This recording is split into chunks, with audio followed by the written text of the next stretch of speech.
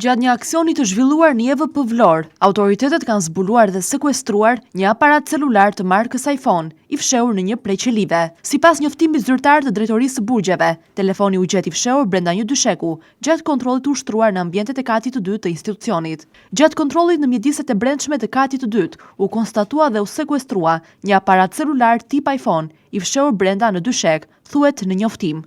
Për rastin janë kryer të gjitha procedurat përkatëse dhe shartuar proces verbali për bllokimin dhe sekuestrimin e sendit të ndaluar. Megjithatë, nuk është hera e parë që në paraburgimin e Vlorës gjenden sende të palishme. Edhe në kontrollet e tjera, pavarësisht se nuk janë bërë publike, paraburgimi i Vlorës është institucioni më problematik në rang vendi, mes institucioneve të tjera të ekzekutimit të veprave penale, dhe asnjëherë Drejtoria e Përgjithshme e Burgjeve nuk ka ndërmarrë masa, por i ka kaluar në heshtje çdo gjë dhe çdo veprim i palishëm, kryesisht në veprën penale të hyrjes së sendeve të palishme. Institucioni që duhet të mbrojë ligjin është ai që kryen veprën penale, ndërsa të gjithë në këtë institucion të ekzekutimit të veprave penale pasurohen. Ai që u mbet është ligji dhe qytetarët, pasi nga ky EVP, me urdhrat e dala nga ky paraburgim dhe urdhrat që jepen nga shumë banda kriminale nëpërmjet mjeteve të palishme, kryen shumë vepra kriminale në qytet. Në këtë institucion të paraburgimit i EVP-s Vlorë, ndihen të gjithë të kënaqur, pasi fitimet janë marramendse, por siç tha më lart,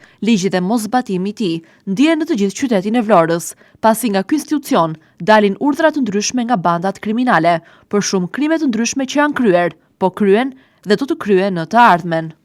Prandaj institucionet nga të cilat varet ky EVP duhet të marrin masa për parandalimin e hyrjes së sendeve të palishme, duke mos e lejuar me dashje dhe duke qëndruar rigorozisht në zbatim të ligjit, si dhe të mos lejojnë që përkundrejt pagesave shumë të majme të hyjnë sende të jashtëligjshme. Nuk është hera e parë që në EVP Vlorë gjenden gjëra të palishme, pasi nga burimet e informacionit të 6+1 Vlora, nga kontrollet e ushtruara më parë, janë kapur sende të jashtëligjshme, të cilat janë mbuluar nga ushtruesit e kontrollit, përkundrejt pagesave shumë të majme.